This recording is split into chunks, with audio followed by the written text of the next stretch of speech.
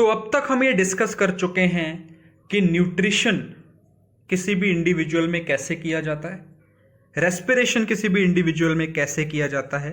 अब हम लोग बात करने जा रहे हैं ट्रांसपोर्टेशन या सर्कुलेशन की। ये कैसे किया जाता है एक इंडिविजुअल के अंदर। Transportation is a life process in which essential substances are carried from one part to another part of body of an organism।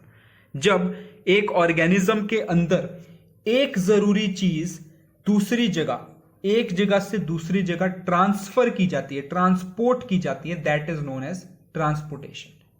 अब इसके अंदर सारे नेसेसरी अरेंजमेंट्स आ जाते हैं जो कि एसेंशियल सब्सटेंसेस को हर इंडिविजुअल सेल तक पहुंचाने में मदद करते हैं। What are these essential substances that I am talking about? Food, oxygen and water। ये तीन बहुत जरूरी चीजें हैं जो हर एक इंडिविजुअल के लिए जरूरी है। इन्हें इनकी सोर्स जहां पे ये बनता है वहां से अलग अलग जगह पे ट्रांसपोर्ट करना is the prime responsibility. Transportation in plants. अब प्लांट्स के अंदर ये कैसे किया जाता है, एक बार इसके बारे में बात करते हैं। Transportation in plants refers to the movement of water and minerals from roots to different parts of plants. Roots से अलग अलग पार्ट्स के अंदर वाटर और मिनरल्स को पहुंचाना ट्रांसपोर्टेशन का पार्ट है। Transportation is a vital process in plants. Plants के अंदर एक बहुत जरूरी प्रोसेस है, बिकॉज प्लांट्स के अंदर अगर उन्हें सरवाइव करवाना है तो उन्हें टाइम टू टाइम न्यूट्रिएंट्स और वाटर सप्लाई करना पड़ेगा from roots and from leaves. अब लीव्स से पूरे प्लांट के अंदर मिनरल्स को पहुंचाना, फूड को पहुंचाना, वही रूट्स के अंदर से सारे प्लांट के अंदर वाटर को पहुंचाना एक बहुत कॉम्प्लेक्स प्रोसेस है। ये चीजें कौन करता है? Plants contain a vast network of vascular tissues. Plants के अंदर बहुत बड़ा नेटवर्क होता है वेस्क्यूलर टिश्यूज का, जाइलम एंड फ्लोएम का। अब ये दोनों टिश्यूज जो हैं they are responsible for transfer of water and food for plants. Xylem and phloem। Xylem is the vascular tissue which is responsible for transportation of water and mineral salts from roots to other part of plant, whereas phloem is responsible for transfer of food from leaf to other parts of plant। तो चलिए सबसे पहले बात करते हैं xylem की। Xylem एक ऐसा वेस्क्यूलर टिश्यू है that is responsible for transfer of water. अब जाहिर सी बात है, वाटर एक लिक्विड है तो इस जाइलम का स्ट्रक्चर कैसा होगा? Tube like structure. तो xylem is a long non living tube running from the roots to leaves of plant through stem. ये ऐसे नॉन लिविंग ट्यूब्स हैं जो रूट से शुरू होते हैं और लीफ तक खत्म होते हैं, और इनका चैनल क्या होता है? Through stem. Water is absorbed by root hair and undergoes cell to cell by the movement of osmosis। osmosis के थ्रू वाटर जो है ये रूट के हेयर से एब्जॉर्ब होता है और सेल से सेल में मूव करता है। The water is then transported through the xylem vessels to leaf and is evaporated by the process of transpiration। Water जो है वो xylem vessels के थ्रू लीव्स में जाता है और जो वाटर यूटिलाइज करना होता है वो यूटिलाइज किया जाता है, and excess of water is removed by the process of transpiration. अब ये ट्रांसपिरेशन क्या होता है, इसे हम एक्सक्रीशन जब हम करेंगे तब डिटेल में पढ़ेंगे। Xylem is accountable for transporting water to all the parts of plants. Xylem की क्या जिम्मेदारी है कि सारे पार्ट्स को प्लांट के वाटर ट्रांसपोर्ट करना है। फ्लोएम। फ्लोएम एक ऐसा लिविंग सेल है जो एंड टू एंड जुड़ा हुआ है। जाइलम की तरह ना होके फ्लोएम के अंदर साइटोप्लाज्म है। अब अगर हमने डिटेल में इसे पढ़ा हो तो जिन सेल्स के अंदर साइटोप्लाज्म होता है that are considered living cells, और जिनके अंदर नहीं होता है they are dead cells. Phloem transport food and nutrition up and down the plants. Unlike xylem, xylem का मूवमेंट क्या होता है? सिर्फ अपवर्ड होता है रूट से लीव्स तक, लेकिन इसका मूवमेंट अपवर्ड भी है एंड डाउनवर्ड भी है। फूड और न्यूट्रिएंट्स को अपवर्ड एंड डाउनवर्ड सप्लाई करना। अब ऐसा क्यों? क्योंकि रूट्स से जो मिनरल्स चाहिए उनको लीव्स तक ले जाना और लीव्स से पूरे प्लांट में फैलाना, that is upward and downward movement.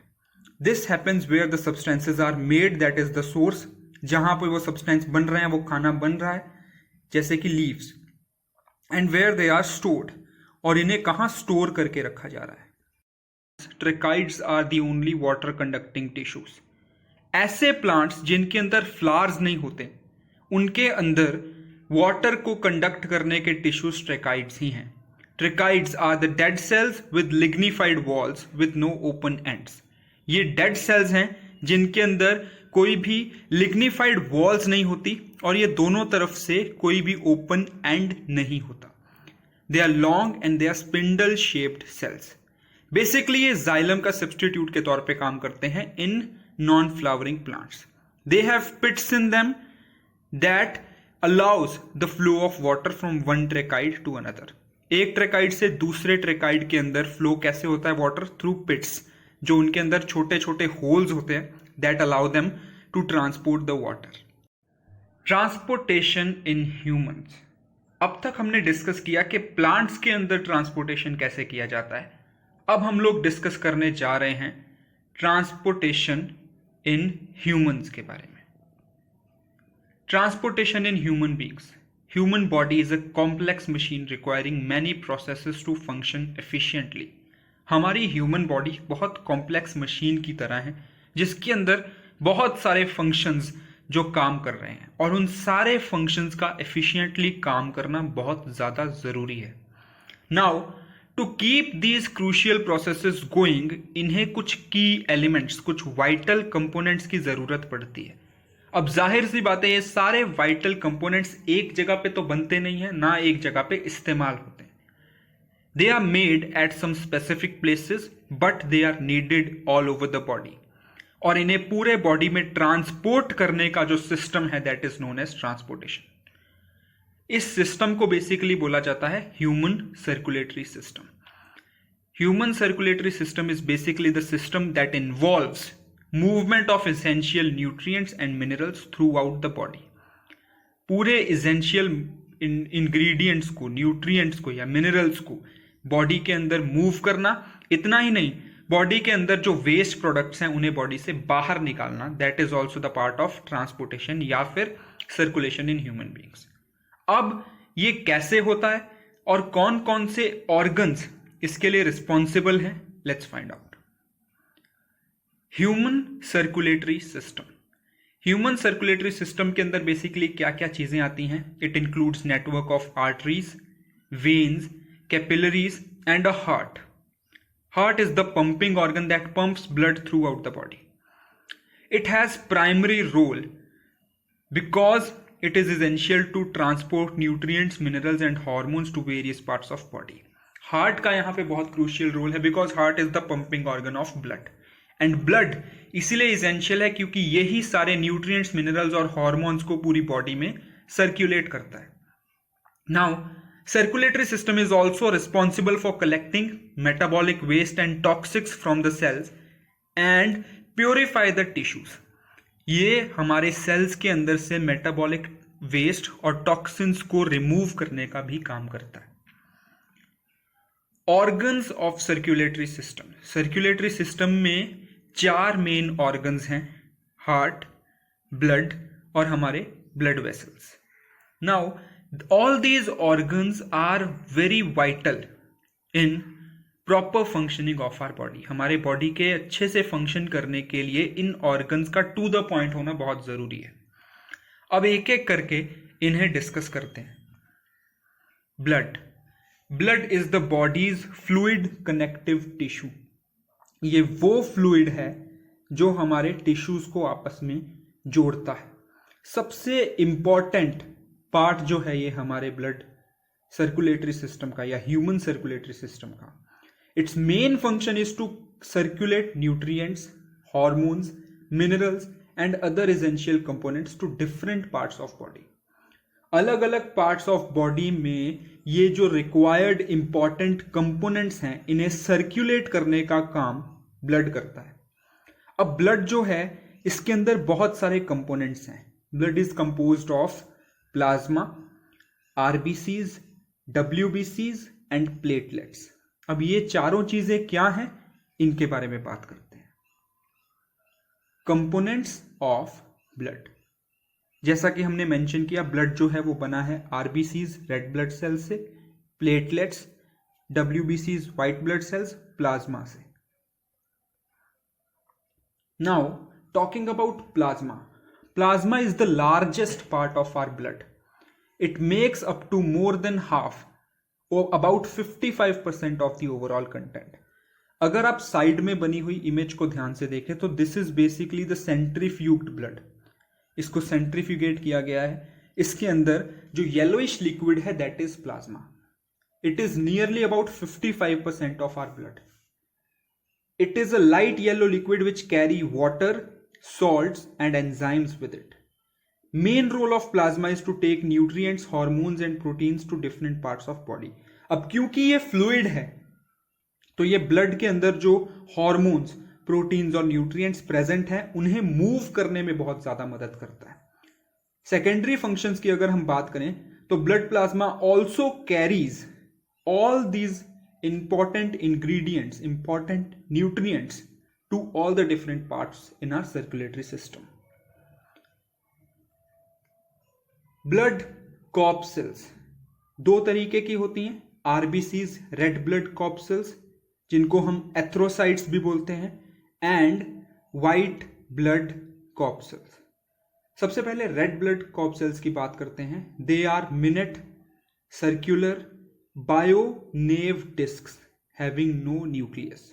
ये सर्कुलर फॉर्म में बहुत ज्यादा मात्रा में पाई जाने वाली ऐसी डिस्क जैसा स्ट्रक्चर है जिसके अंदर कोई न्यूक्लियस प्रेजेंट नहीं होता. अब इसी के अंदर एक रेड कलर का पिगमेंट प्रेजेंट होता है जिसे कि हम हेमोग्लोबिन कहते हैं. And this is the very reason why colour of blood is red. Red blood cells का जो लाइफ स्पैन है ये ऑलमोस्ट 120 डेज है. They are found in bone marrow. ये हमारे बोन मैरो में पाए जाते हैं. हमारे स्पाइन के अंदर जो बोन मैरो होता है वहां पाए जाते हैं. Now what is the function of RBCs? Haemoglobin transport oxygen from lungs to the tissues of body. यानी कि जो हमारे बॉडी के अंदर ऑक्सीजन जाता है लंग्स के अंदर, वहां से बॉडी टिश्यूज के अंदर पहुंचाना रेड ब्लड सेल्स का काम होता है. व्हाइट ब्लड सेल्स WBCs, ये क्या होते हैं? They are large nucleated colourless cells. RBCs और WBCs में ये बहुत बड़ा फर्क है कि WBCs के अंदर न्यूक्लियस प्रेजेंट होता है. They are less in number than red blood cells, about 5000 WBCs per milliliter of blood, but they are more actively participating in protection of the body from outsiders. जो भी outside से disease causing micro organisms आते हैं उन्हें destroy करना और अपनी body को उनसे प्रोटेक्ट करने का जो काम है वो WBCs करते हैं. प्लेटलेट्स. अब प्लेटलेट्स क्या होते हैं? Platelets are round colourless biconvex and non nucleated blood cells. Round, colourless, biconvex और नॉन न्यूक्लिएटेड, यानी कि इनके अंदर न्यूक्लियस नहीं होता और ये राउंड शेप्ड होते हैं, कलरलेस होते हैं. which help in coagulation of blood. They are called thrombocytes. ये हमारे ब्लड को कोगुलेट करने का काम करते हैं. कोगुलेट मतलब क्या होता है? Basically clot formation. जैसे हमें कभी चोट वगैरह लग जाए तो उस चोट को जल्दी सुखा देने का या जल्दी हील कर देने का जो प्रोसेस है वो प्लेटलेट्स कैरी आउट करते हैं. Whenever you have cut on your body, blood comes out, the bleeding is stopped after some time because of the effect of blood platelets. Blood platelets जो हैं ये कलरलेस होते हैं और इरेग्युलर होते हैं शेप में, and they are much smaller in size than RBCs. अब हम बात करते हैं ब्लड वेसल्स की. ब्लड वेसल्स क्या है? Blood vessels is basically a network और a pathway by which blood travels throughout the body. ठीक है, ब्लड किन चीजों से बनता है हमें पता चल गया, कैसे मैन्युफैक्चर होता है हमें पता चल गया, लेकिन इसे पूरे बॉडी के अंदर सर्कुलेट करना is the next biggest challenge. और ये ब्लड वेसल्स के द्वारा पूरा होता है। ब्लड वेसल्स बेसिकली एक पूरा ऐसा नेटवर्क है जो पूरी बॉडी में फैला हुआ है। It includes arteries and veins. Arteries और वेन्स दो बहुत इंपॉर्टेंट ब्लड कैरियर्स हैं जो कि पूरे बॉडी में ब्लड को सर्कुलेट करते हैं। Arteries are the blood vessels that transport oxygenated blood. Now what do I mean by oxygenated blood? Oxygen rich blood, यानी कि वो ब्लड जिसके अंदर ऑक्सीजन है, बेसिकली इसे हम प्योर ब्लड बोलते हैं। They are thick, elastic and divided into a small network of blood vessels. ये थिक होते हैं, इलास्टिक यानी कि इनके शेप जो है वो इजीली मॉडिफाई हो सकते हैं, और ये ब्लड वेसल्स के एक बहुत छोटे नेटवर्क के अंदर पूरी तरीके से फैले हुए होते हैं। नाउ इनके अंदर एक एक्सेप्शनल केस ये है पल्मोनरी आर्टरीज का। Pulmonary arteries are the arteries which are present in capillaries. अब ये कैपिलरीज क्या होते हैं हम अभी थोड़ी देर में डिस्कस करेंगे। मीनवाइल ये क्या करते हैं, ये डीऑक्सीजनेटेड ब्लड कैरी करते हैं लंग्स के लिए, यानी कि लंग्स तक ये डीऑक्सीजनेटेड ब्लड कैरी करने का काम पल्मोनरी आर्टरीज करते हैं, और वहां पे जब ब्लड ऑक्सीजनेट हो जाता है उसे आर्टरीज कैरी करते हैं पूरे बॉडी पे। Veins, what are veins? Veins are the blood vessels that carry deoxygenated blood towards the heart from various parts of body. हमारे हार्ट से वेरियस पार्ट्स ऑफ बॉडी में जो ऑक्सीजनेटेड ब्लड है उसे कैरी करना वेन्स का काम होता है। हमारे सारे पार्ट्स में से डीऑक्सीजनेटेड ब्लड को कैरी कर लिया और उसको हार्ट तक ले जाना ताकि उसको प्योरीफाई किया जाए, उसको ऑक्सीजनेट किया जाए, ये वेन्स का काम होता है। They are thin, elastic and present closer to the surface of skin. ये हमारे स्किन के बहुत नजदीक प्रेजेंट होते हैं। However pulmonary and umbilical veins are the only veins that carry oxygenated blood. Again, just as arteries, सिर्फ ये एक exceptional arteries या veins होते हैं जो कि oxygenated blood carry करते हैं। Arteries normally pure यानी कि oxygenated blood carry करते हैं, लेकिन pulmonary arteries इसका ठीक उल्टा deoxygenated blood carry करते हैं। वहीं veins usually deoxygenated blood carry करते हैं, लेकिन पल्मोनरी वेन्स इसका ठीक उल्टा ऑक्सीजनेटेड ब्लड कैरी करते हैं। Capillaries, now what are capillaries? Capillaries are very tiny blood vessels that are so small in size that even single red blood cell can barely fit in it. ये इतने छोटे होते हैं size में कि इनके अंदर एक आरबीसी पूरी तरीके से फिट भी नहीं हो सकती, लेकिन ये हमारे बॉडी में एक बहुत अहम रोल प्ले करते हैं। Why? Because they are basically the connectors between arteries and vein. हमारे आर्टरी और वेन को कनेक्ट करने का जो काम है ये कैपिलरीज करती है। Now they help in exchange of certain elements between blood and tissues. ये ब्लड और टिश्यूज के बीच में कुछ एलिमेंट्स को एक्सचेंज करने में बहुत बड़ा रोल प्ले करती हैं। This is why tissues that are very active such as our muscles, liver, kidney, etc. यहां पे कैपिलरीज बहुत ज्यादा अमाउंट में प्रेजेंट होती है।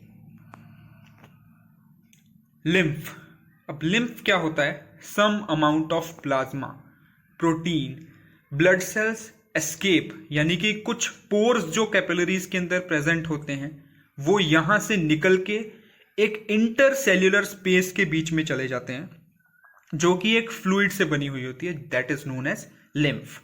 लिम्फ जो है वो प्लाज्मा के जैसा होता है since both of them are fluid, but फर्क ये होता है कि lymph is colourless and it contains less protein. इसके अंदर प्लाज्मा के मुकाबले कम प्रोटीन होता है और ये कलरलेस होता है।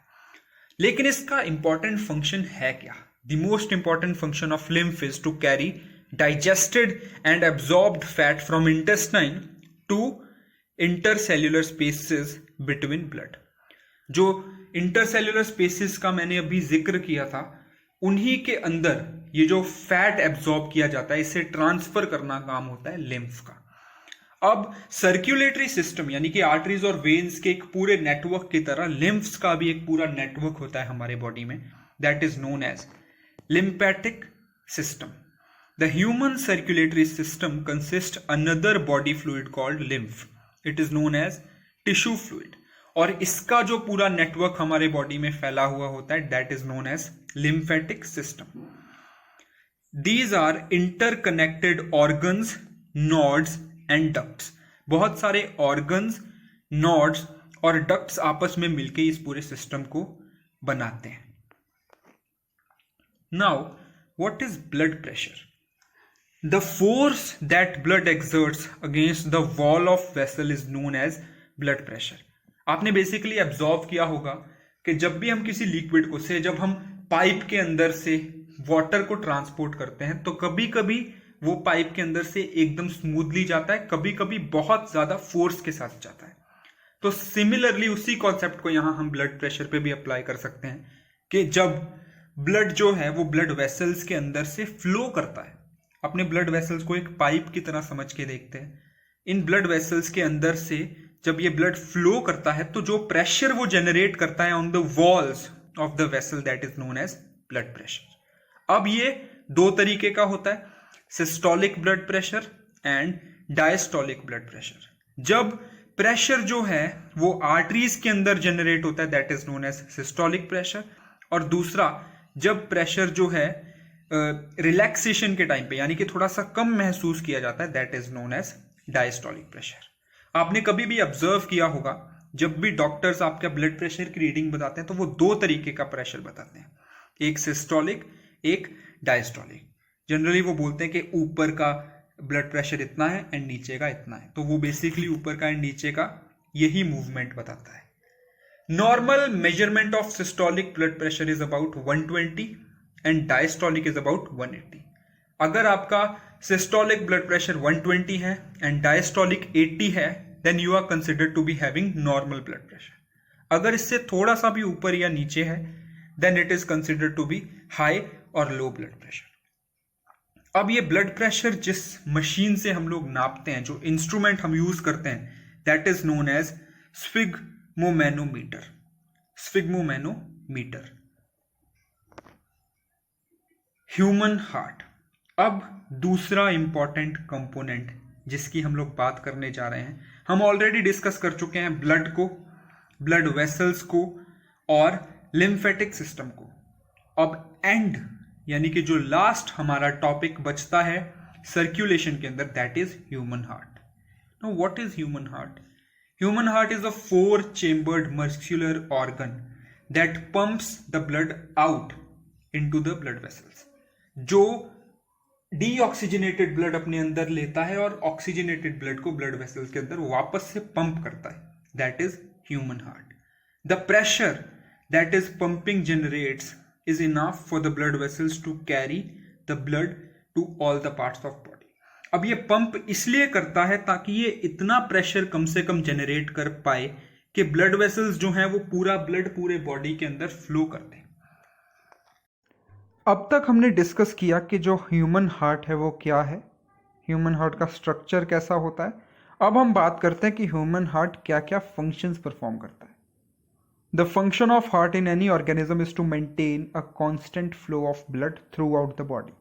सबसे पहला और सबसे इम्पॉर्टेंट फंक्शन यही है कि पूरे बॉडी के अंदर फ्लो ऑफ ब्लड को मेंटेन करके रखना, and that too on constant basis. Human heart is a homologous organ and the functions are no different for any vertebrate. Heart का जो फंक्शन हर एक वर्टेब्रेट में होता है वही हमारे लिए भी है। The human heart is to pump blood throughout the body. हमारे पूरे बॉडी के अंदर ब्लड को पंप करना सबसे पहला और सबसे अहम फंक्शन है। Blood delivers oxygen, hormones, glucose to the various parts of body. हमारे ब्लड के अंदर जो ऑक्सीजन, हॉर्मोन्स और ग्लूकोज जाता है पूरे बॉडी के अंदर वो हमारे हार्ट के थ्रू ही जाता है। Heart also ensures the adequate blood pressure is maintained by the body. हमारे बॉडी में जो ब्लड प्रेशर है वो सही तरीके से मेंटेन्ड रहेगा, इसका भी पूरा ध्यान हमारा हार्ट ही रखता है। Now let's discuss different types of circulation. हमारे बॉडी में कितने अलग अलग तरीके के सर्कुलेशंस होते हैं एक बार उनके बारे में बात करते हैं। First is pulmonary circulation. Pulmonary circulation is the circulation that is responsible for carrying deoxygenated blood away from heart to lungs and then bring oxygenated blood back to heart. ये वो सर्कुलेशन है जो कि रिस्पॉन्सिबल है deoxygenated blood को heart से दूर ले जाना लंग्स में, ताकि वो ऑक्सीजनेट हो जाए, एंड जब वो ऑक्सीजनेट हो जाए तो उन्हें वापस हार्ट के अंदर ले आना। Systematic circulation. सिस्टमैटिक सर्कुलेशन हमारे सर्कुलेशन का दूसरा पोर्शन है जहां ऑक्सीजनेटेड ब्लड को पंप किया जाता है हार्ट से पूरे ऑर्गन्स के अंदर, एंड डीऑक्सीजनेटेड ब्लड को सारे ऑर्गन्स से हार्ट के अंदर वापस। Another very important circulation is coronary circulation. अब ये क्या होता है? Generally organs like brain need a steady flow of fresh and oxygenated blood to ensure functionality. Brain जैसे ऑर्गन्स को fresh flow of oxygenated blood की बहुत ज़्यादा ज़रूरत होती है ताकि अपने फंक्शंस को अच्छे तरीके से चलाया जा सके। And heart itself is a muscle that needs constant supply of oxygenated blood. Heart और ब्रेन हमारे बॉडी के दो बहुत इंपॉर्टेंट ऑर्गन्स माने जाते हैं और इन दोनों को ऑक्सीजनेटेड यानी कि प्योर ब्लड की कांस्टेंट सप्लाई की बहुत ज्यादा जरूरत होती है। यहां कोरोनरी सर्कुलेशन का एक बहुत अहम रोल सामने आता है। Coronary circulation is an essential portion of circulation where oxygenated blood is supplied to heart. ये वो पोर्शन है जहां ऑक्सीजनेटेड ब्लड जो है वो हार्ट को सप्लाई किया जाता है। इसे इसीलिए इंपॉर्टेंट माना जाता है क्योंकि इस स्टेप के पूरे होने के बाद ही हार्ट जो है वो ऑक्सीजनेटेड ब्लड पूरे बॉडी में सप्लाई करता है। सेकंड मोस्ट इंपॉर्टेंट टॉपिक और सर्कुलेशन इज डबल सर्कुलेशन। अब ये क्या होता है? ह्यूमन सर्कुलेटरी सिस्टम हैज 3 की components, blood vessels, blood and the heart. Double circulation के अंदर क्या होता है? ये तीनों चीजें इन्वॉल्व होती है। बेसिकली जैसा नाम से पता चल रहा है, it is a circulation in which blood passes through the heart twice पर सर्किट। हर एक सर्किट के अंदर हमारा ब्लड जो है वो हमारे हार्ट से 2 बार निकलता है। That is known as double circulation. Exactly होता क्या है? The right pump sends deoxygenated blood to lungs where it becomes oxygenated, and the left pump sends newly oxygenated blood around the body, and by the time the blood returns to heart, ये जो process है इसे deoxygenated blood बोला जाता है। Basically pulmonary circulation and systematic circulation जब दोनों एक साथ हों उसे डबल सर्कुलेशन कहा जाता है। Now since we have understood the structure of human heart, the functions of human heart and the different types of circulations, अब हम लोग बात करते हैं कुछ बेसिक टर्म्स की और कुछ बेसिक कॉन्सेप्ट्स की। सबसे पहले heart beat. Heart beat basically क्या है? If you could clearly observe, ये एक रियल ह्यूमन हार्ट का डायग्राम है जो कि रिदमिक कॉन्ट्रैक्शंस एंड रिलैक्सेशंस कर रहा है।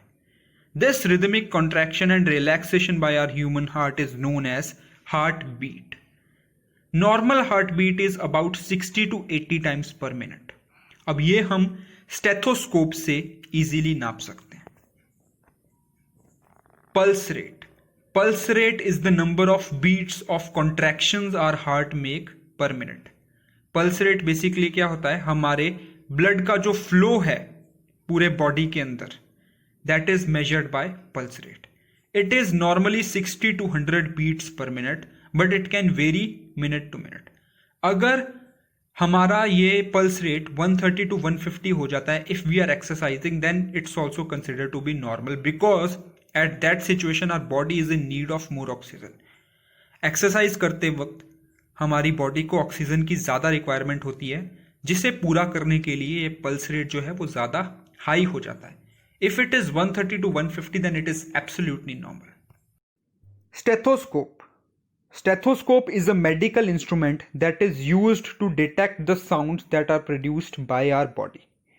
Generally, रबर ट्यूब्स के साथ कनेक्ट किया जाता है 2 बर्ड्स को, जिन्हें ईयर में प्लेस किया जाता है, एंड जो इसका सर्कुलर एंड है that is placed on the patient to measure his heart beat. Generally ये तरीका अपना पल्स रेट नापने के लिए भी इस्तेमाल किया जाता है, but now days most of the doctors prefer pulse oximeter. What is a pulse oximeter? A pulse oximeter is a small, lightweight device that is used to monitor the amount of oxygen carried in our body. ये एक ऐसा tool है जो पेनलेसली हमारे finger tip से बता सकता है कि हमारा पल्स रेट कितना चल रहा है एंड हमारे बॉडी के अंदर कितना ऑक्सीजन मौजूद है।